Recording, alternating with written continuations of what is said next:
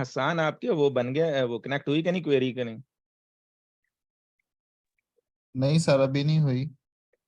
चलो वो कोई इशू होगा, क्योंकि वो बाहर से कनेक्ट हो रहा है, देखना पड़ेगा वो। तो कॉन्सेप्ट हैं जी, हम बात कर रहे हैं हाई अवेलेबिलिटी की and disaster recovery. High availability क्या होती है? देखो, जब आपने डेटाबेस और एप्लीकेशन बना दी हैं तो वो हाईली अवेलेबल होनी चाहिए।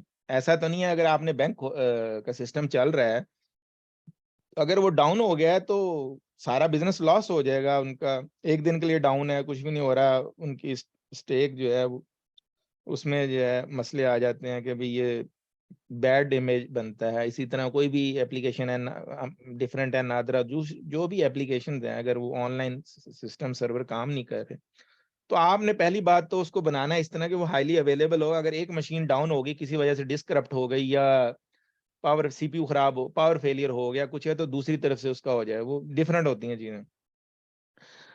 पावर फेलियर में अगर मोस्ट हाईली क्रिटिकल है तो आप दूसरी जगह उसका वो तो बैकअप रख रहे हो, तो अपना यूपीएस लगा दिया या जनरेटर चला दिया उसके लिए पूरे, वो एक अलग से फील्ड है पूरी।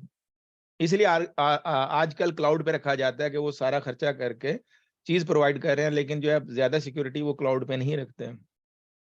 तो हाईली अवेलेबल के लिए जो है, अब हम जो है डेटाबेस पढ़ रहे हैं तो करेंगे डेटाबेस पे बात। और डीआर मतलब डिजास्टर रिकवरी, उसकी भी एक लिमिटेशन है, मिनिमम 350 किलोमीटर होना चाहिए। कि जैसे लाहौर और कराची है, अगर लाहौर कराची में बारिश हो गई, पानी आ गया, वो सर्वर जो था वो सारे, बिजली चली गई, डाउन हो गया, तो आपके पास दूसरी जगह ऐसी होनी चाहिए, या वो डिजास्टर मतलब डिजास्टर हो गया, पानी भर के पूरे सर्वर तबाह हो गए, तो आपके पास ऐसी एक दूसरी साइट होनी चाहिए कि आपका सिस्टम ना रुके। दूसरी साइड लाहौर में उतनी बारिश नहीं होगी, ज्यादा नॉर्मली नहीं होती वो तो, यानी जितना मैक्सिमम अवेलेबिलिटी दे सकते हैं, तो लाहौर वाला सिस्टम काम उसमें मूव हो जाएगा और लाहौर वाला सिस्टम चलता रहेगा। सारा आप पैरेलल सेम रेप्लिकेट करके उसी तरह का सेम जैसे वहां डेटाबेस एप्लीकेशन है, वो डीआर पे आजकल वो जो ये बैंक्स है, ये तो इनकी मस्ट है, और साल में इनको 1 2 3 दिन रन करना होता है। ये रेगुलेटरी होती है कि भी टेस्ट करो ताकि डाउन ना हो, तो साल में ये एक्सरसाइज करते हैं इस चीज की। डीआर मस्ट है उनके लिए, उसके बगैर वो रन ही नहीं करते सिस्टम। तो डिपेंड करता है किसके कौन सी रेगुलेटरी है जो है चल रहा है। तो डिजास्टर रिकवरी की बात मैंने समझाई। और हाई अवेलेबल, हाईली अवेलेबल तो नॉर्मल है कि आप सेम डेटा सेंटर में आपका अगर एक जो है सर्वर डाउन हो गया तो दूसरी मशीन चल रही है किसी वजह से भी। तो सीक्वल सर्वर में अब यहाँ पे ये है कि लेवल अवेलेबिलिटी जो है ना परसेंटेज पे किए जाते हैं कि 99%, इससे कम पे बात ही नहीं है। 99 मिनिमम अवेलेबिलिटी की बात है, या 99% 99% 9999। तो ये देख लेते हैं कि ये कैसे कैलकुलेट कर रहा है, ये देखेंगे कि 99% है कि डाउन टाइम पर वीक कितना, 1 घंटा 40 मिनट, इसका मतलब और 48 सेकंड, ये जनाब 1% अलाउ कर रहा है आपको डाउन टाइम। पर मंथ 7 घंटे और साल में 3 दिन 15। अगर आप सबसे नीचे चला जाता हूँ 99% नहीं, तो पूरे साल में आपको 5 मिनट का डाउन टाइम दे रहा है वो। तो ये SLAs भी होती हैं इस पे, ठीक है। तो ये डाउन टाइम के भी आपने, अगर हफ्ते में 1 मिनट कहीं डाउन टाइम आ जाए तो ठीक है। तो ये लेवल्स ऑफ अवेलेबिलिटी हैं, जस्ट एक जनरल इन्होंने बता दिया है, क्लाउड पे इससे मिलते जुलते दिए जा रहे हैं, ठीक है जी। तो ये इसने ना खुद बनाया है एक वो कैलकुलेटर की तरह के, calculating the level of availability, जो हमने टेबल में दिया वो इस तरह के भी, सेटअप टाइम दिस, ये वो केस लगा के, तो ये वो एज सच कोई वो नहीं है, वही कैलकुलेट कर रहा है। SLA मतलब service level agreement. Service level agreement ये होता है, कोई भी है नॉर्मली, अब तो क्लाउड इसलिए ही जा रहे हैं कि डाउन नहीं होता। हमारे पाकिस्तान में तो बिजली के इश्यूज बहुत ज्यादा हैं, डेटा सेंटर से ज्यादा उसके जो रन पावर का खर्चा आ जाएगा। तो उस वो ज्यादातर SLA यही है कि जो प्रोवाइडर है वो SLA, ये सर्विस लेवल एग्रीमेंट ये होंगे कि भी इतना डाउन टाइम होगा, वरना पेनल्टी मारते हैं जितना उससे ज्यादा जाएगा। ये जो भी है, ये SLA सिर्फ इसके लिए नहीं, हर कंपनी जैसे कोई बिजनेस कर रहा है, जैसे सोलर का भी शायद आपके भी SLA होंगे आसान, कि भी आप बना देते हो कि भी हमने 24 घंटे के अंदर इसको सॉल्व करना है, या 24 घंटे के अंदर, या 1 घंटे के अंदर रिस्पॉन्ड करना है, और वो डिपेंड करता है आपने कौन सी सपोर्ट चाहिए। कि तो फिर उसी हिसाब से पैसे लिए जाते हैं कि 1 घंटे के अंदर रिस्पॉन्ड करना है, 10 घंटे के अंदर, 24 घंटे के अंदर, 1 वीक के अंदर, वो डिपेंड करता है जो जैसी सर्विस खरीद लेता है। Even that server manage in house क्या होता है, डीबीए मैनेज कर रहे होते हैं। तो डीबीए के लिए क्या है कि हमने उसको हाईली अवेलेबल रखना है डेटाबेस को। तो क्योंकि हम डेटाबेस पे बात कर रहे हैं, थोड़ा हमने हाई अवेलेबिलिटी पे बात की वैसे की, तो प्रोएक्टिव मेंटेनेंस रखें जी। पहले जो ना चीजें ऐसे बना के रखें डाउन, मैं इसी पे कोशिश करता हूँ कि प्रॉब्लम आने ही ना दो। एक था ना प्रॉब्लम आने के बाद फिक्स करो। मेरा जो होता है कि भाई सारी चीजें पहले ही डेटाबेस के वो डेटाबेस कंसिस्टेंटली चेक और मेंटेनेंस होती रहे, इंडेक्स रीबिल्ड होते रहे, वीकली रीऑर्गेनाइज होते रहे, वो चेक करता रहे फ्रेगमेंटेशन, बैकअप फुल बैकअप होता रहे, transaction log backup, differential backup अगर पॉलिसी में है, वो लगा दिए हैं। और मैंने अब हम मेरे जितने मिशन क्रिटिकल हैं उनको मैं ऑलवेज ऑन अवेलेबिलिटी मिरर करता हूँ। अभी हम वो खुद भी उसकी प्रैक्टिस करेंगे कि भाई सेम सर्वर इधर भी है, सेम सर्वर उधर भी है, दोनों तरफ डेटाबेस सिंक्रोनसली हो रही हैं। और साथ आप जो कनेक्ट हो रहा है वो at a time one primary है तो लिसनर बना देते हैं। तो इवन अगर ये अप होगा या दोनों में से कोई भी आप उसको मिलना चाहिए, लिसनर उसी को जाके कनेक्ट करेगा। आप सर्वर का नाम नहीं देंगे इंस्टेंस का, आप लिसनर का नाम देंगे कनेक्ट होने के लिए। ठीक है, तो प्रोएक्टिव मेंटेनेंस आप रखेंगे तो आधे से ज्यादा प्रॉब्लम आपके बच जाते हैं। ये नहीं है कि भी जब प्रॉब्लम आ गया उसके बाद रिकवरी। आरटी और आरपीओ पे बात की थी, इस पे तो किसी को कंफ्यूजन नहीं है कि पॉइंट और टाइम कि कितना टाइम लेना है आपको रिकवरी के लिए, भी आधे घंटे में रिकवर हो जाए, और कितना टाइम और कितना डाटा जाए, रिकवरी पॉइंट के कहाँ तक आप बर्दाश्त कर सकते हैं, आपने इस पे कल बात की थी। तो उसी हिसाब से आप पॉलिसी बनाते हैं। तो to have an impact on the RT recovery time, लगता है कि डेटा करप्ट हो गया। The biggest influence factor is in backups are stored locally on the server। अब जब बैकअप सर्वर पे लेते हो तो देखो जी, बैकअप भी हम क्या करते हैं, सर्वर पे रखोगे, अगर पूरा सर्वर ही उड़ गया तो वो बैकअप डिस्क उड़ गई तो क्या करेंगे, बैकअप भी गया डेटाबेस भी गई। तो इसलिए हम आउट ऑफ द सर्वर रखते हैं। हमारे पास हर हर कंपनी, अच्छी कंपनी में सोल्यूशन होता है बैकअप का। जो बैकअप या तो डायरेक्ट डेटाबेस से ले ले, जैसे हम लोग डिवाइस का कल पढ़ा रहा था आपको, डायरेक्ट वही सोल्यूशन लेता है, आप कुछ नहीं करते।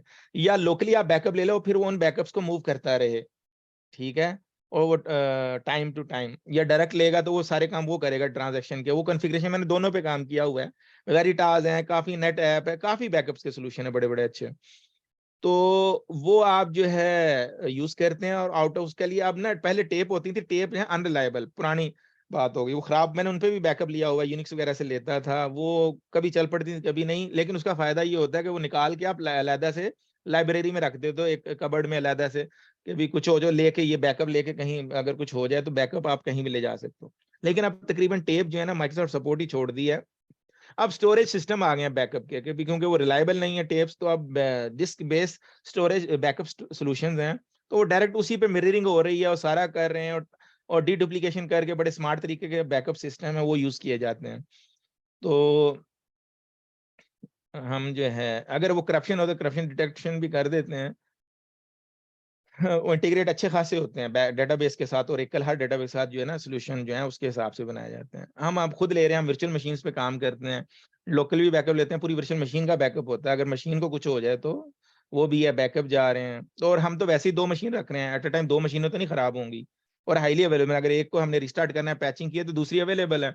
उसका भी फायदा होता है, तकरीबन डाउन टाइम ना होने के बराबर होता है, क्योंकि फेल ओवर 1 सेकंड के अंदर हो जाता है। कॉस्ट ऑफ डाउन टाइम, अच्छा यही बात कह रहे हैं कि आपने जो हाई अवेलेबिलिटी पे खर्चा करना है, तो ये देखो भी आपको अगर कॉस्ट ऑफ डाउन टाइम के भी आपका बिजनेस कितना लॉस हो रहा है, आपका बिजनेस बहुत ज्यादा लॉस हो रहा है तो फिर खर्चा करो।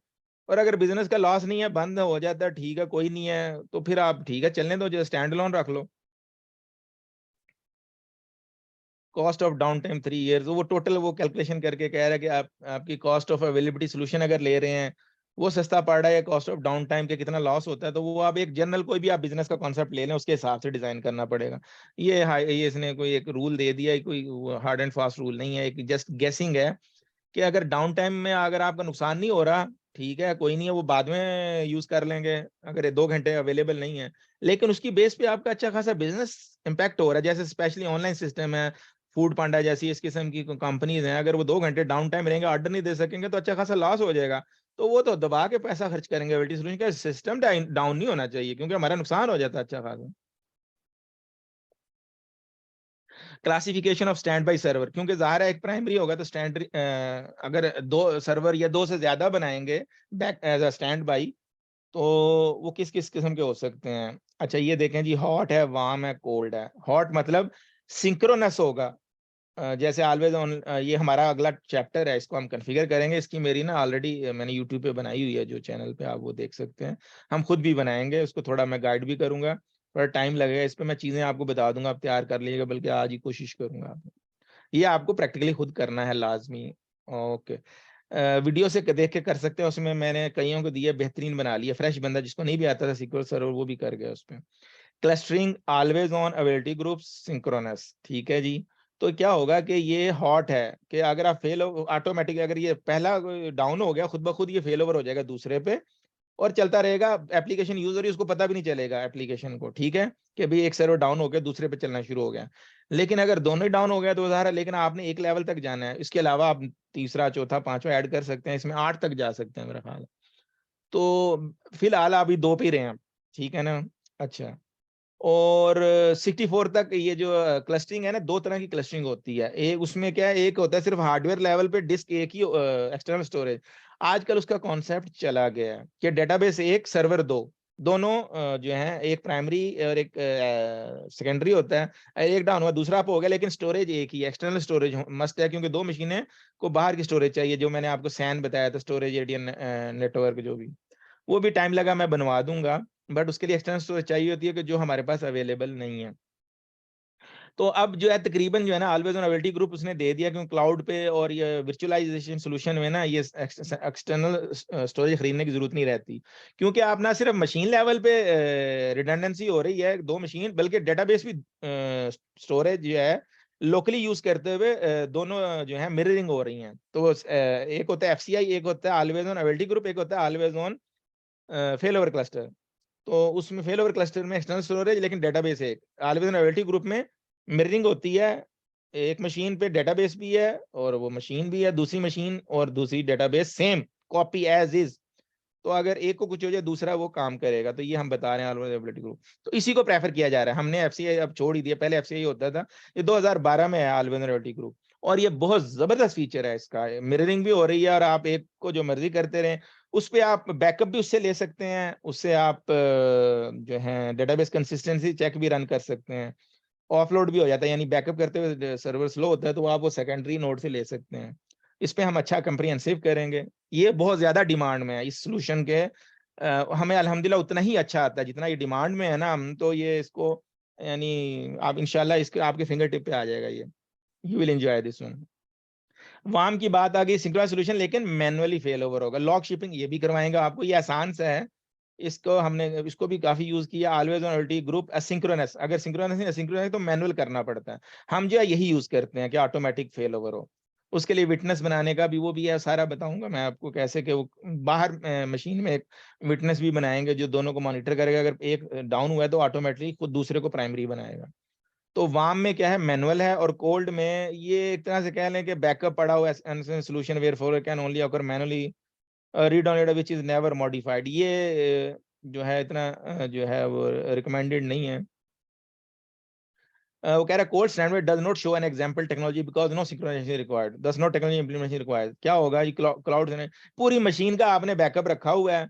अगर आपकी वर्चुअल मशीन करप्ट होगी, जैसे अभी आपने ये जो वर्चुअल मशीन होती है आपकी, इसका आप स्नैपशॉट भी ले सकते हैं, बैकअप भी ले सकते हैं, क्लोन भी कर सकते हैं। पता है आपको?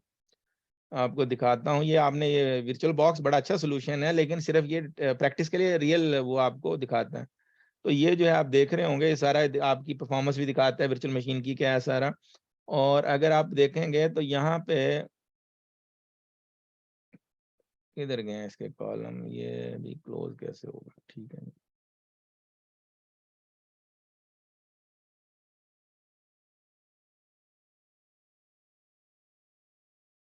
हम्म,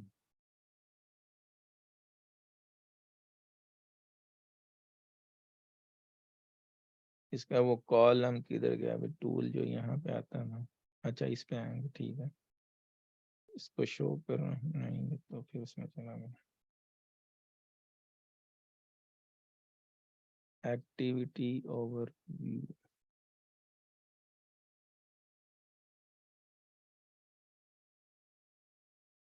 रेफरेंसेस हैं टूल्स में, ठीक है। वीएम हमारे पास जो है extension pack, virtual media manager, network manager, cloud media manager है, ये आ गया, ठीक है। ये है एक,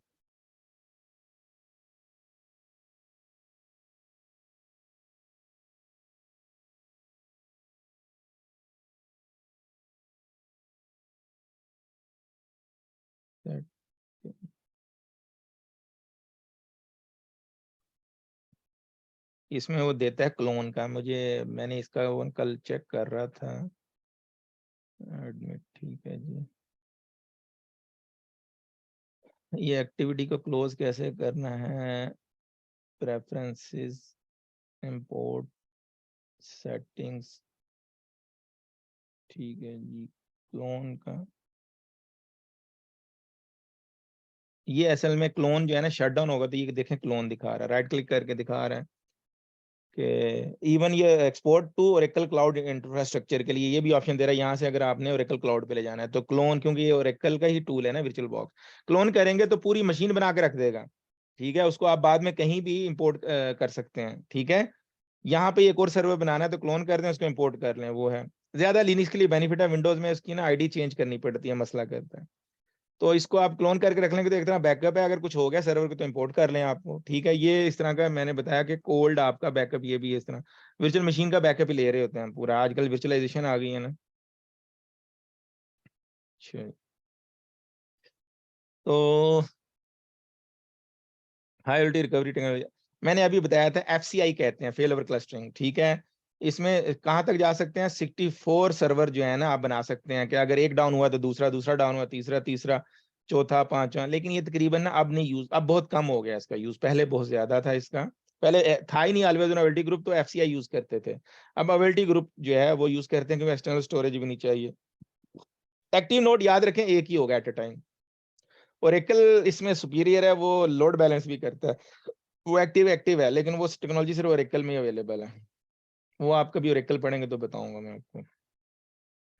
ठीक है, एक्टिव नोड, पैसिव नोड, ठीक है, SQL server, binary SQL server, दोनों में आपने सॉफ्टवेयर इंस्टॉल कर देना है। क्लस्टरिंग होगी, विंडोज क्लस्टरिंग, और वो हम बनाएंगे क्योंकि एबिलिटी ग्रुप के लिए विंडो क्लस्टरिंग होती है लेकिन सीक्वल सर्वर क्लस्टरिंग नहीं होती। लेकिन एफसीआई के लिए आपको सीक्वल क्लस्टर भी बनाना पड़ता है, और स्टोरेज एक ही होगी। अब उसका नुकसान ये है कि अगर स्टोरेज गई तो नुकसान हो गया ना, इसमें रिडंडेंसी नहीं है, तो इसलिए एफसीआई को अब इतना प्रेफर नहीं किया जा रहा। दो मशीन तो है, अगर एक मशीन गई तो दूसरी मशीन आपको हो जाएगी। ठीक है, जो कनेक्शन होगा वो आपका नेटवर्क नेम एक ही होगा, तो वो खुद मैनेज कर रहा होगा, पीछे एक्टिव है उसको कनेक्ट हो जाएगा। लेकिन डेटाबेस एक है, तो इसलिए इसको कहते हैं कि भाई टू नोड क्लस्टर है, आप तीसरी मशीन चौथी मशीन जैसे 64 तक आप ऐड कर रहे थे तो कर दें, बट डेटाबेस स्टोरेज एक ही रहेगी, और दैट इज एक्सटर्नल स्टोरेज। तो इसको अब इतना प्रेफर नहीं किया जा रहा। अब क्या है, एक्टिव एक्टिव कॉन्फ़िगरेशन एक्चुअली इसमें नहीं होती, वो ओरेकल में ही है। एक्टिव एक्टिव ये है कि आपने दो नोड बनाई है यहाँ पे ना, यहाँ पे दो नोड है ना, तो एक यहाँ इंस्टेंस इधर इंस्टॉल कर दें, एक इंस्टेंस इधर इंस्टॉल कर दें अलहदा से, यानी तो दोनों में करेंगे तो टोटल दो दो इंस्टॉल होंगे। तो एक जैसे आपने बना दिया एक कंपनी का, आपके पास एक कंपनी है XYZ, एक कंपनी ABC, तो एक्टिव नोड यहाँ पे रखें उसका, इधर ये पैसिव नोड होगी उसकी ABC की, यहाँ पे XYZ प्राइमरी रखें उसकी पैसिव नोड यहाँ होगी। तो ये एक्चुअली सेम के लिए एक्टिव एक्टिव नहीं है, बट ये है कि यू कैन यूटिलाइज ये एक सीक्वल सर्वर यहाँ इंस्टॉल करके यहाँ पे इंस्टॉल करके अलग-अलग यूज कर सकते हैं। तो वो एक्टिव एक्टिव कॉन्फ़िगरेशन है, that is actually really no active active, क्योंकि वो आपने दो इंस्टेंस करके आपने एक मशीन, क्योंकि ऑलवेज पैसिव रहेगी, फारिग रहेगी, तो उसको यूटिलाइज करके इसको ये इसका पैसिव, इसको इसका पैसिव, इसको इसका एक्टिव एक्टिव कर लिया। बट प्रॉब्लम क्या है, स्टोरेज एक ही रहेगी। जितना समझ आ रहा है समझें, कंफ्यूज हो रहे हैं तो पूछें। इसमें ये बहुत इसकी हाईली डिमांड है, ये जो कॉन्फ़िगरेशन है ना इन चीजों की, हाई अवेलेबिलिटी की, ये सबसे ज्यादा मांगा जाता है आजकल अपडेट। और इसके बाद अब हम बात करेंगे ऑलवेज ऑन अवेलेबिलिटी ग्रुप की। ठीक है जी, ये इसने 2012 में लाया फीचर, वो 2005 में, 2000 में भी था, सीक्वल सर्वर 2000 में भी विंडोज क्लस्टरिंग थी। ठीक है, 2005 में, फिर वो तो पहले से चल रही थी। फिर उसके बाद जो है ये 2012 में लाए हैं अवेलेबिलिटी ग्रुप, और ये बहुत ज्यादा इसका जबरदस्त फीचर है कि आपकी मशीन, एक तो एक्सटर्नल स्टोरेज नहीं चाहिए, लोकल मशीन, ये जैसे अभी हमने एक विंडोज सर्वर इंस्टॉल किया, एक और विंडोज सर्वर बनाएंगे उसमें भी इंस्टॉल कर देंगे, तो दोनों में डेटाबेस इंडिपेंडेंट होगी। Always on availability group window clustering enable करके ये डेटाबेस इधर भी है इधर भी सेम सिंक्रोनस, अगर आपने ऑटोमेटिक फेल ओवर रखा है सिंक्रोनस, तो सेम कॉपी इधर बनती रहेगी इधर बनती रहेगी। ठीक है ना। अच्छा जी, तो ये हमने जो है ना इसको ज्यादा प्रेफर करना। दोनों ही सेम है, दोनों जब आप विंडो क्लस्टरिंग तो दोनों में ही करेंगे, लेकिन एक्सटर्नल स्टोरेज के अलावा हमारे पास एक वर्कअराउंड है, वो भी मैं आपको करवाऊंगा एफसीआई भी, ठीक है, वो कोई मसला नहीं है, लेकिन ज्यादा इस पे फोकस करेंगे। ठीक है, 3+ नोड कॉन्फ़िगरेशन, 64 नोड बना सकते हैं क्लस्टर में। When you have 3 or more node, it is unlikely that you will want to have a single active node and 2 redundant node due to associated cost. Choose to implement n+1 n+m configuration. In n+1 configuration you have multiple active node and a single passive node. ठीक है, उसमें क्या करेगा, ज्यादा बना देगा, primary एक को कर देगा, अगर फेल ओवर हो तो वो हार्डवेयर अच्छा रखना पड़ेगा, वो कि आपके पास 10 कंपनियां, आपने 10 कंपनियों का अच्छे सब प्राइमरी बना दिए, 10 अलग-अलग रन हो रहे हैं उनके, और एक नोड सिर्फ पैसिव बना दी है कि अगर फेल ओवर हो, सारे तो एकदम नहीं करप्ट होते, तो उसके फेल ओवर के लिए एक नोड, तो 10 के लिए एक बना दिया, वो कह रहा है ये, विच इज नॉट, ये इतना कोई अच्छा सोल्यूशन नहीं है, लेकिन जो सबसे बेहतर है वो मैं यही बता रहा हूँ कि ये आप जो है ना ऑलवेज ऑन अवेलेबिलिटी ग्रुप को यूज करें। हाँ अवेलेबल, ठीक है जी, ये वो पैसे बचाने के तरीके बता रहे हैं, लेकिन अच्छा, क्या कहते हैं, लाइसेंस वैसे सीक्वल सर्वर का सस्ता ही होता है, कोर के हिसाब से लिया जाता है, अगर वर्चुअल मशीन पे बना रहे हैं तो वो आपको छोटे छोटे ग्रैनुलर जो है बना लेते हैं, छोटी मशीन्स।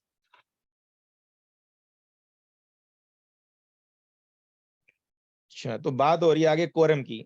कोरम एक्चुअली जब एफसीआई बनाते हैं ना, ये कोरम विंडो क्लस्टरिंग के लिए चाहिए होता है, विंडो क्लस्टर हम बनाएंगे आपको पता चल जाएगा।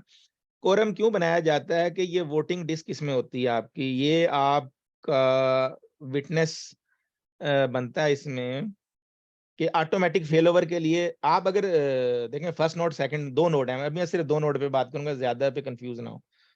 तो अगर वो फेल ओवर होना है, आपने कॉन्फ़िगरेशन कहाँ रखी हुई है, अगर फर्स्ट नोड पे रखी हुई है, तो अगर फर्स्ट नोड डाउन हो गई तो उसकी कॉन्फ़िगरेशन वो किसको कैसे पता चलेगा, वो तो आप शट डाउन हो गई है, तो वो फायदा नहीं है।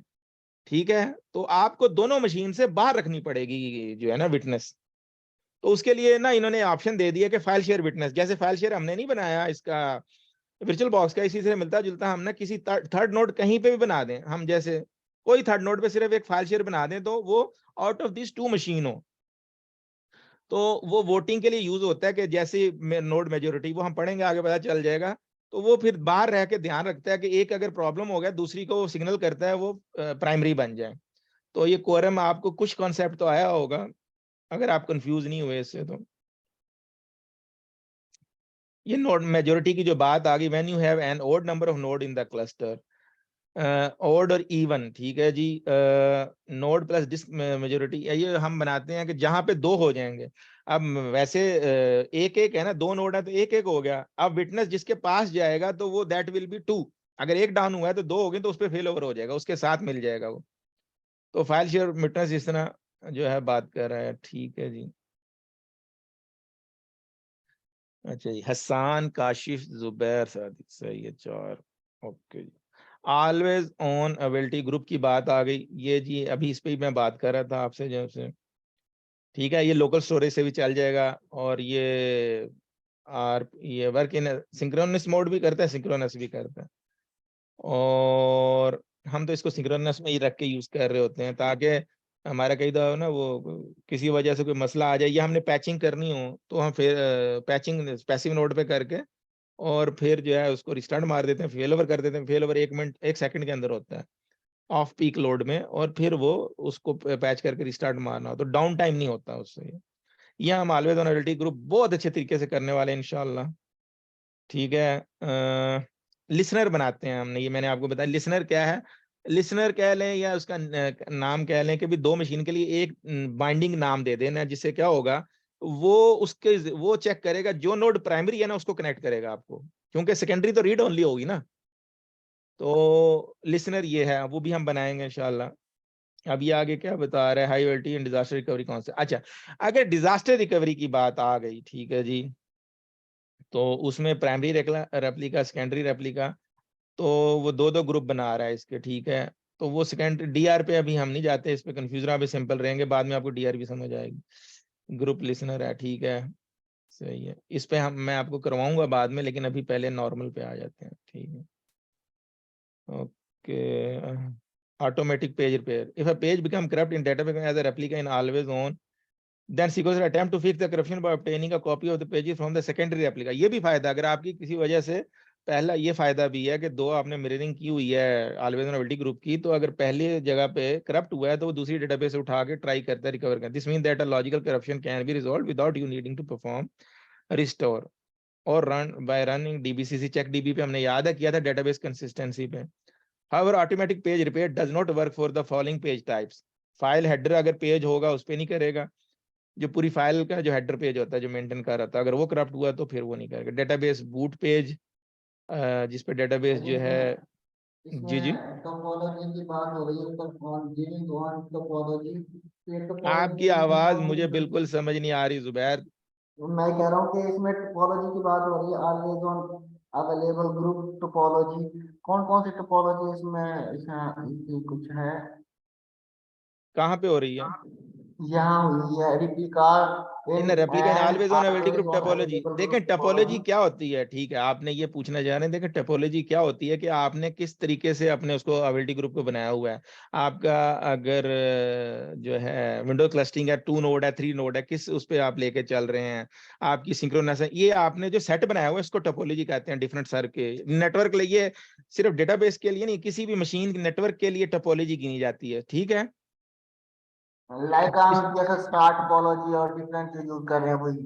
हाँ, वो किसी जगह पे भी हर एक की अपनी अपनी है, इससे ये टर्म है जो यूज की जाती है. सही है कि हम एफसीआई की बजाय अवेलिटी ग्रुप टोपोलॉजी यूज कर रहे हैं, आप इसे कह लें. ठीक है. File header page, database boot page, ये पेजेस हैं जी. डेटाबेस बूट पेज है डेटाबेस का जिस पे बेस कर रही होगी. फाइल हेडर जो है जिसमें पूरी फाइल के पेजेस की जो है एमडीएफ है, अगर वो है उसका हेडर पेज अगर करप्ट होगा जिसमें बाकी पेजेस की इंफॉर्मेशन होगी तो उसको नहीं रिकवर कर सकेगा. एलोकेशन पेजेस जैसे ग्लोबल एलोकेशन मैप पड़ा होगा जिसमें ये शेयर्ड ग्लोबल मैप या पेजेस फ्री स्पेस जो मेंटेन कर रहे होंगे, उनको एलोकेशन पेजेस में वो रिकवर ऑटो नहीं करेगा. नॉर्मल डेटा पेजेस की बात हो रही है, उनको recover. If the primary replica fails to read the page because it is corrupt, it is first logs the page in the MSDB. पहले वो ये हमने याद है किया था खुद corrupt और इसमें देखा था हमने, याद होगा आपको database consistent. तो it then check that at least one replica is in the synchronized state and that transaction is still being sent to the replica. अभी उसको वो transaction भेजी नहीं जो corrupt उस पे पेज में. Then the primary send a broadcast to all replicas specifying the page.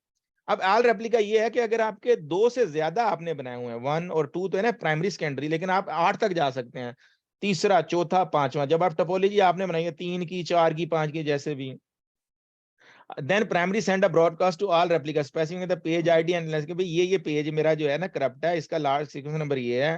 And अब द जब वो लॉग फ्लश करने जा रहा होता है, डेटाबेस पे लिखने जा रहा होता है, then page is marked as a restore pending, meaning that any attempt to access it will fail with error code. This after receiving the broadcast, the secondary replica wait until they have read one transaction up to LSN specifying the broadcast. जब जैसी वो information आएगी उस log sequence number तक जाएगा, ये last sequence number है, ये last log sequence number. At this point they try to access the page. If they cannot access it, they return an error. If they can access the page, they send the page. अगर उनके secondary replica को वो access कर सकते हैं तो वो page back send कर देंगे प्राइमरी का जिसका वो पेज करप्ट है.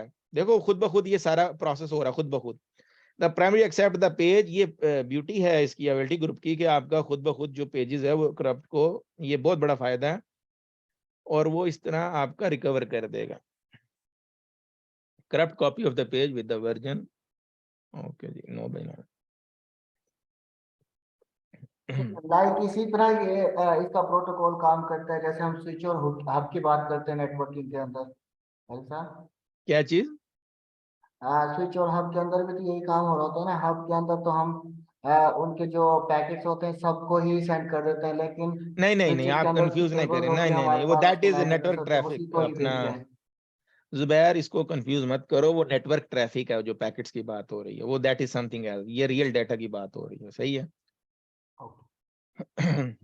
अच्छा, यहां तक हम आ गए. अब लॉग शिपिंग की बात की थी, ये ना हमें 2 नोड चाहिए होंगी या 2 इंस्टेंस एक ही मशीन पे या 2 नोड, कि हम क्योंकि सेम डेटा सर्वर पे हम नहीं लॉग शिपिंग कर सकते. ठीक है, ये हम बनाएंगे, बड़ा आसान है. तो अब आपको हमने जब बनाना है अवेलिटी ग्रुप के लिए तो उसी टाइम पे हम लॉग शिपिंग भी कॉन्फ़िगर कर लेंगे, ये प्रैक्टिकल होगा. रिकवरी मोड ऑलरेडी आपको क्या होते हैं काशी रिकवरी मोड?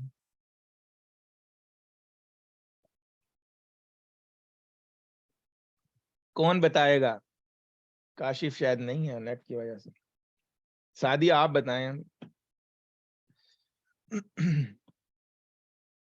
ये मैंने 2 दिन पढ़ाया है डेटाबेस रिकवरी मोड का, जो फुल और बल्क लॉग्ड और सिंपल है। ठीक है, ये बहुत मैटर करते हैं। फुल लाजमी होना चाहिए जो आप कर रहे हैं। ठीक है जी, ये जवाब नहीं आया किसी को भी। Restore with no transaction log, और आपको रिकवरी मोड वो भी बताए थे मैंने, जो विद नो रिकवरी और विद रिकवरी, याद है कल हमने जब रिस्टोर किया था। ओके, रिमोट मॉनिटर सर्वर, ये है कि आप अगर लॉग शिपिंग कर रहे हैं तो वो उसमें आप एक रिमोट मॉनिटर सर्वर बना रहे हैं, लेकिन उसकी जरूरत नहीं होती क्योंकि ये मैनुअल होता है सारा काम, तो बेहतर है ना ही इसको यूज किया जाए। इसमें मैंने डीआर पूरी बिल्ड की हुई थी। इसका फायदा ये है कि ये जो ऑलवेज ऑन अवेलेबिलिटी ग्रुप है आपको एंटरप्राइज एडिशन में मिलते हैं, स्टैंडर्ड में मिलता है लेकिन उसमें लिमिटेशन बहुत है, सिर्फ बेसिक एक ही डेटाबेस बना सकते हैं स्टैंडर्ड एडिशन में। तो सबसे ये चीप है कि इसके लिए एंटरप्राइज की जरूरत नहीं, एनी एडिशन और लॉग शिपिंग काम करेगा। तो डीआर इससे हमने बनाई थी, और ये नेटवर्क का प्रॉब्लम भी नहीं है। बैकअप, ये एक तरह का बैकअप, ऑटो नहीं, बैकअप रिस्टोर हो रहा है, लॉग ट्रांजेक्शन लॉग बैकअप जैसे कल हम रिस्टोर किया था। तो लॉग शिपिंग ये है कि आपने फुल बैकअप एक वहां पे रिस्टोर कर दिया सेकंड सर्वर पे, और नो रिकवरी मोड में रखा, और खुद ब खुद ट्रांजैक्शन लॉग बैकअप यहाँ से फर्स्ट नोड से कॉपी होते हैं, दूसरी मशीन पे जाते हैं, और वहां से खुद ब खुद रिस्टोर होते रहते हैं। और आपकी डेटाबेस जो है नो रिकवरी मोड में रहती है, और खुद ब खुद उसमें जो लॉग शिपिंग है वो आपकी, यानी ये जो ट्रांजैक्शन लॉग बैकअप है जो कल हमने नहीं किया था, खुद ब खुद जाके रिस्टोर हो रहते हैं। वो ऑटोमेट करना है, वो बड़ा आसान से है, वो हम करेंगे। पहले हम जो है ना टोपोलॉजी, मकसद 2 मशीन हम अपनी बना लें, other high availability and disaster recovery technology and amount of administrative. ठीक है जी, विद रिकवरी जब आपने करना है, जब आप वो डेटाबेस यूज करना चाह रहे हैं। ठीक है, ये कह रहा है अभी चैप्टर 15 में आएगी, और ठीक है 12 में हमने इसको डिस्कस किया। वो कह रहा है अब हम क्या करते हैं कि आप ना कंबाइंड टेक्नोलॉजी कर सकते हो, कि मैं एक जो डेटाबेस है वो मैं एफसीआई रख लूं, यानी 2 मशीन बनाऊं एक इंस्टेंस के लिए। याद है ना, अभी दिखाया था कि एफसीआई में क्या मसला है, फेल ओवर में, क्लस्टर में, FCI fail over cluster instance में, कि डेटाबेस एक ही होती है, स्टोरेज एक ही होती है। तो आप क्या करें कि एक एफसीआई अलहदा बना लें, तो और दूसरा अलहदा बना लें, तो 2 नोड एक डेटाबेस, अगला जो दूसरा 2 नोड, तो आपकी डबल रिडंडेंसी होगी मशीन लेवल पे भी और डेटाबेस लेवल पे। टोटल आपको 4 नोड चाहिए होंगी उस सूरत में। ठीक है जी, कि 2 एफसीआई की फर्स्ट और 2 एफसीआई सेकंड के लिए। तो उस सूरत में अब वो जो है वो कह रहा है कि आप कंबाइन भी कर सकते हैं। ये बहुत ज्यादा, अगर आपका पैसा फालतू है और मिशन क्रिटिकल है तो उस सूरत में बनाएं, बड़ी डेटाबेसेस हैं तो उसकी रिडंडेंसी मजीद बढ़ जाएगी हार्डवेयर की। ठीक है,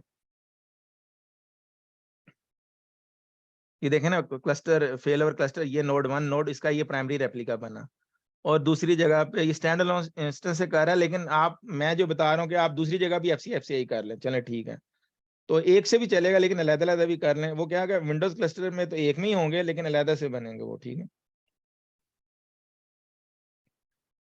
हम आपको पहले सिंपल कराएंगे, सिंपल आ गया फिर उसके बाद आप सारे बना सकते हैं।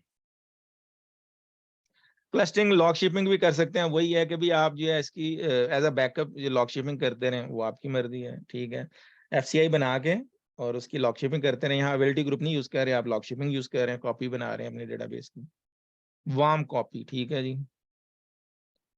अच्छा ये चैप्टर हो गया आज का हमारा। सही है, अब मैंने आपको ये बताना है, मेरी जो ये यूट्यूब पे है उसमें ना आपको ये ऑलवेज ऑन अवेलेबिलिटी ग्रुप का जो है मिल जाएगा, वो मैं आपको दिखा देता हूँ। Stop recording, yes.